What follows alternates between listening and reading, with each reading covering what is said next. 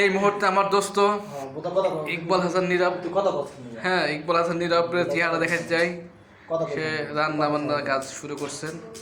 এখন শুরু হবে গরুর মাংস জন্য পেঁয়াজ কাটা, পেঁয়াজ কাটা, সাথে মরিচ, সাথে আলু, সাথে শসা, সাথে জিরা গুঁড়া, মরিচের গুঁড়া, হলুদের গুঁড়া,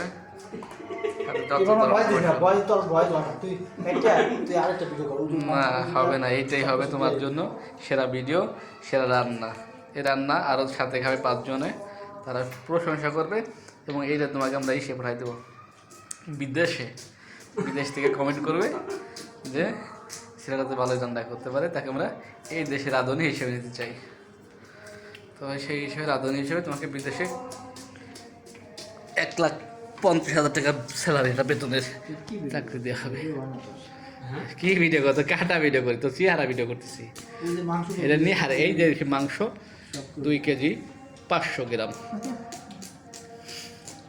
এই যে ভাত 1 কেজি 500 গ্রামে চালেন। সাথে আমার আরেকটা দোস্ত আছে, কাজ বাজ করে না, খালি খায়। এ দেখে সে শুধু খাইতেছে। সে এখন খাচ্ছে নারিকেল দিয়ে মুড়ি, না শশা খাচ্ছে।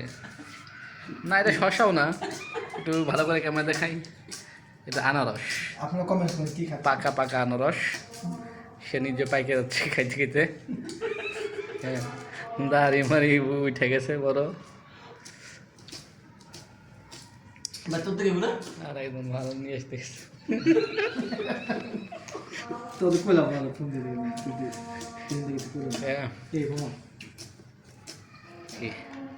ভিডিওতে এখন হচ্ছে, এখন কাটাকাটি কাজ খুব দ্রুত চলতেছে।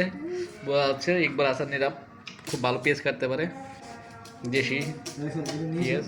তো অনেক বেশি পেঁয়াজ কাটে এবং অনেক বেশি পেঁয়াজ দেয়।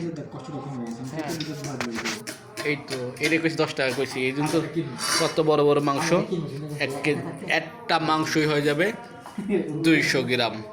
200 গ্রাম একটা মাংসই 200 গ্রাম। ছোট করতে হবে এটা, না অনেক বড় আছে। এই ভিডিওটা আপাতত এখানে শেষ করতেছি। এরপরে মাংস যখন রান্না শুরু হবে তখন আর একটা ভিডিও আসবে।